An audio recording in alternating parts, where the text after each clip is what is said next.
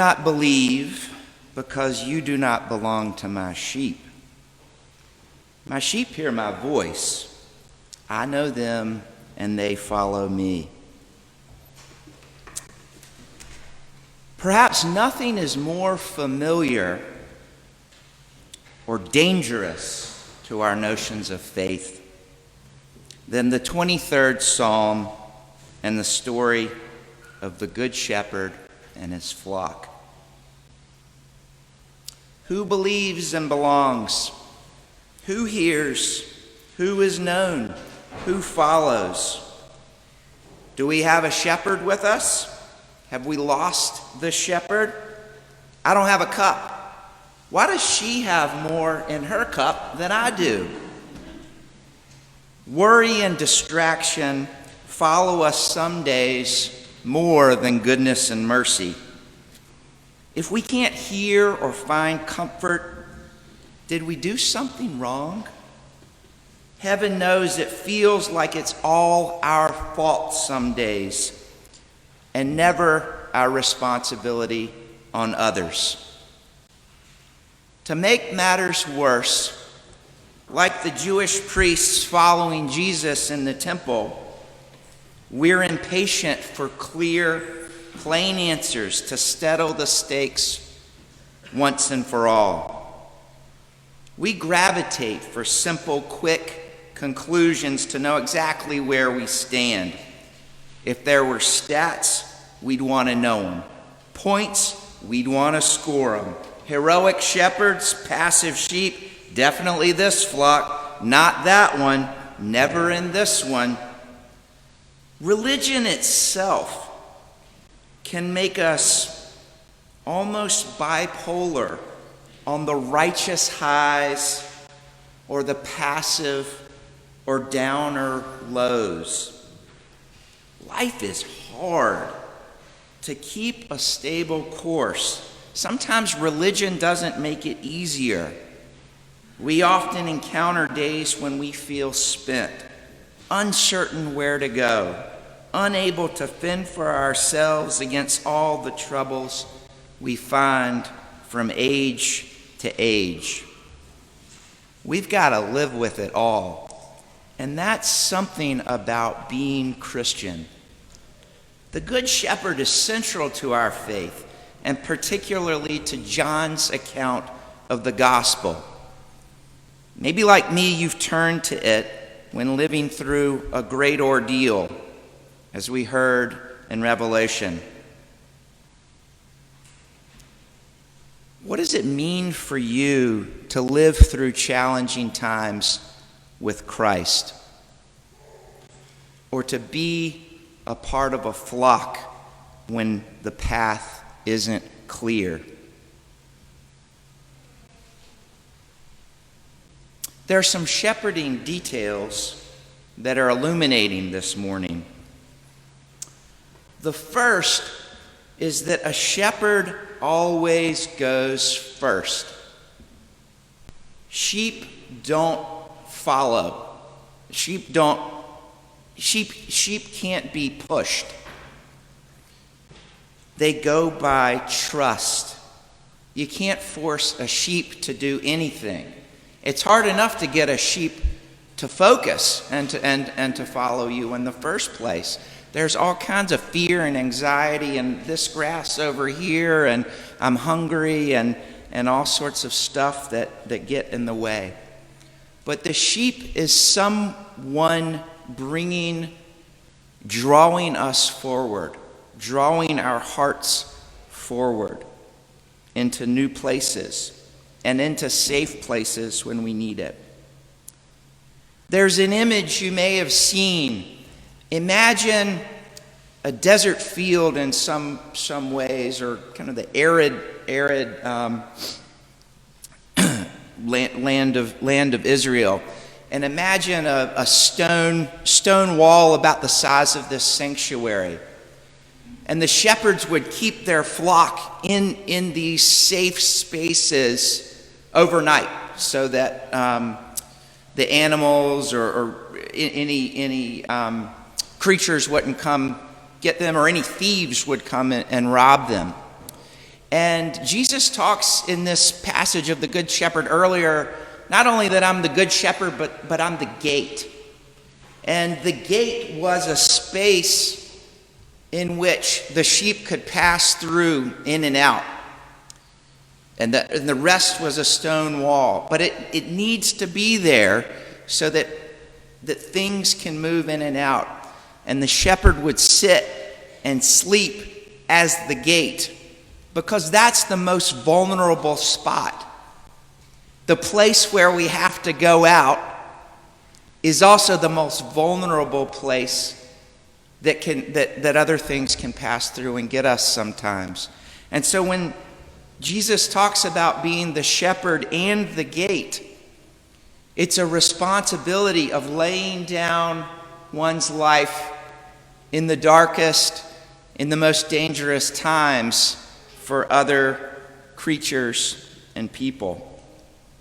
Finally, the shepherd manages a small group among many. The shepherd can hear the exact sounds of the sheep and know a different type of bleeding of confusion or fear with one of joy.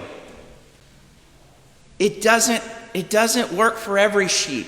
Sometimes the sheep all congregate together at a watering hole at the end of the day, and they all mix in there.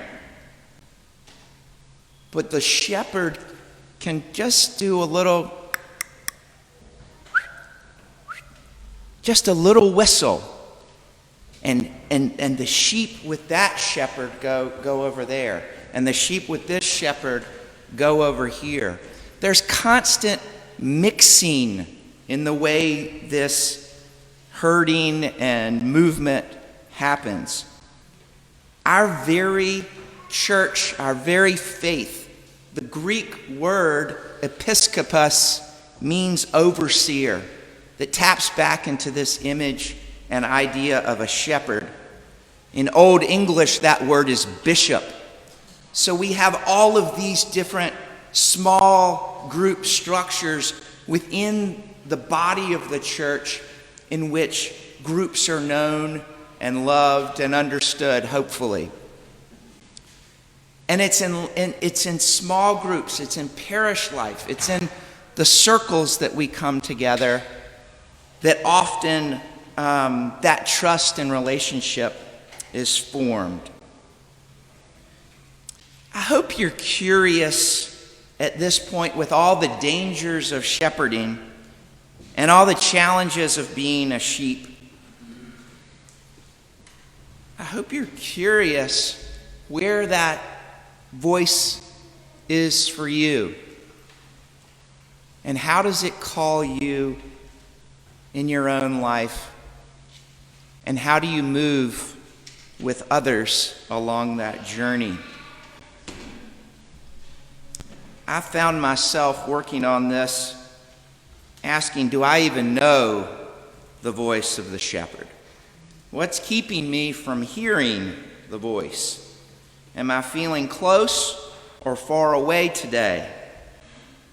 What have I needed guidance for the most in my life? What dangers do I most fear in myself and in this wild world of ours? You don't believe because you don't belong to my sheep. My sheep hear my voice. I know them and they follow me. I've got a bit of good news for you this morning. I found my shepherd. It took me a little while. He's in my basement. His name's Ben. I found him on Wi-Fi. I could pick a lot of different ones. I tried a couple of different ones out. But Ben is my shepherd right now. And he gets me going. Or he's gotten me going this week. And as promised by Peloton, I can tap into motivation whenever I want it. This is what Ben tells me, and if you feel like he could be a shepherd for you, get on up and loosen it up with me. Let's go. Conquer your fear, James. I'm so grateful to be with you today. It's not always how far you go, it's how you feel. Get those legs moving. You'll never have a moment like this, Ben. James, congratulations. You crushed it today. That is the Peloton shepherd. You know from cycling that a peloton is a group that moves together like a school of fish. Lance Armstrong was never a great cyclist alone, and it wasn't the doping that made him a champion. It was he moved with a small team who could help him move, make him surge, give him time to recover in different places. It's this peloton that has become the ultimate symbol of marketing and consumption and what we need in a digital world, what I need to get moving and exercising again through this pandemic time. Let's face it, we hear very differently today than Jesus' followers did 2,000 years ago. But the early church was not much different than Peloton. It didn't come into a place like this. It happened in people's homes, small groups woven together rapidly into clamorous communities, always music, sharing life together with one another. Everyone's bringing a little something to it. And I think we sometimes lose the energy of those early callings in our own life a lot. You know, it's the steadiness of our faith that we have to find after we have that early high. And when things become institutionalized and scale up and get bigger, sometimes we can lose that intimacy, that dynamism of change and personal connection. The gospel, let's be clear, is not Peloton. The gospel doesn't cost a monthly subscription. It doesn't go away when you stop. You can't buy its benefits. You can't even earn its rewards yourself. The gospel is not a bumper sticker or a hashtag or a trending song or a t-shirt. It's not a packaged program. It's not something you know. It's something you feel that moves you. And our instructor has chosen us. Our work is to hear how it moves us and how we'll follow. The gospel is found more than Peloton, maybe, in mothering relationships for life. I'm not a mother, but it's sure a shocker when we move from living for ourselves to living in loving relationships. Not pursuing life for self-help, self-actualizing, calling of what we think our way into, although those things are all essential to being a human being. The gospel is giving our hearts and all we are and all we have to the life of believing and belonging, even if we don't always know with certainty the way. Raise your hand if you know it isn't easy. The gospel is a long-term relationship, and it's a relationship in which we transform from being alone or self-centered like lost sheep by the grace of God, finding our voice calling us, coming to us. It says, do not be afraid, I am with you. It flips things upside down. I give you a commandment that you love one another just as I have loved you. When we are alone or grieving, the gospel tells us, I will not leave you orphaned. I'm coming to you. The power of the gospel becomes an advocate. Jesus says, the Spirit of truth abides in you and will be in you. The truth of the gospel is that the disciples closest to Jesus can't keep up or even possess the fitness from going astray when these challenges arise again for themselves. It's Peter who denies Jesus 3 times.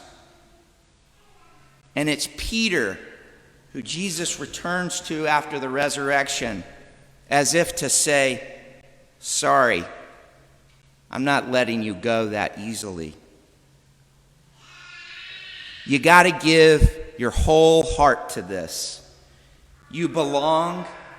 You have everything you need. You're not alone. We're in this together. We are one. Let's go. Conquer your fear. You'll never have another moment like this.